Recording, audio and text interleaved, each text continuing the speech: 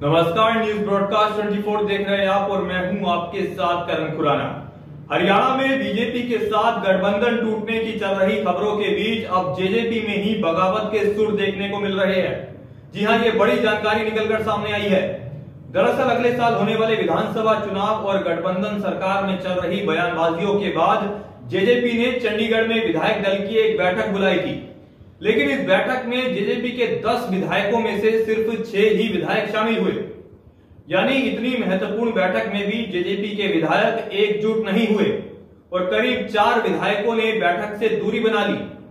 आप अपनी स्क्रीन पर पंजाब केसरी की ये खबर देख सकते हैं, जिसमें लिखा है कि जेजेपी में बगावत के सुर, बैठक में नहीं शामिल हुए 4 विधायक।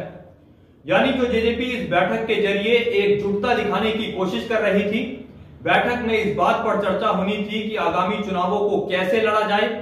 हरियाणा बीजेपी के मंत्री जो लगातार जेजेपी के खिलाफ बयान दे रहे हैं, इस पर बैठक में जेजेपी के नेताओं को चर्चा करनी थी, लेकिन 4 विधायकों ने इस बैठक से दूरी बनाकर यह साबित कर दिया कि जेजेपी के नेता ही अपनी पार्टी से खुश नहीं है।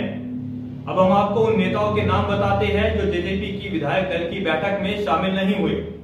तो बता दें, बैठक में डिप्टी सीएम दुष्यंत चौटाला की मां नैना चौटाला शामिल नहीं हुई। इसके अलावा विधायक जोगीराम सिहाग, रामनिवास सुरजूखेड़ा और रामकुमार गौतम बैठक में शामिल नहीं हुए।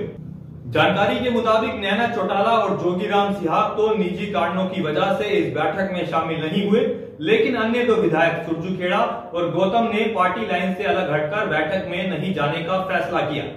इसके साथ ही इन दिनों रामकुमार गौतम और रामनिवास सुरजूखेड़ा जेजेपी नेताओं के खिलाफ बयान भी दे रहे हैं। हाल ही में विधायक सुरजूखेड़ा ने जेजेपी नेता और डिप्टी सीएम दुष्यंत चौटाला के खिलाफ जुबानी हमला करते हुए कहा था कि नरवाना में डिप्टी सीएम ने कोई विकास कार्य नहीं किया है, उन्होंने एक ईंट तक नहीं लगवाई है, वो सिर्फ बैनरों तक सीमित है। इसके अलावा उन्होंने कहा था कि जो काम वो सीएम से मंजूर करवा कर लाते हैं वो उन्हीं का बैनर लगवा देते हैं। यानी कुल मिलाकर कहे तो रामकुमार गौतम और रामनिवास सुरजूखेड़ा कभी भी बीजेपी में शामिल हो सकते हैं, जो कि जेजेपी के लिए एक बड़ा झटका हुआ।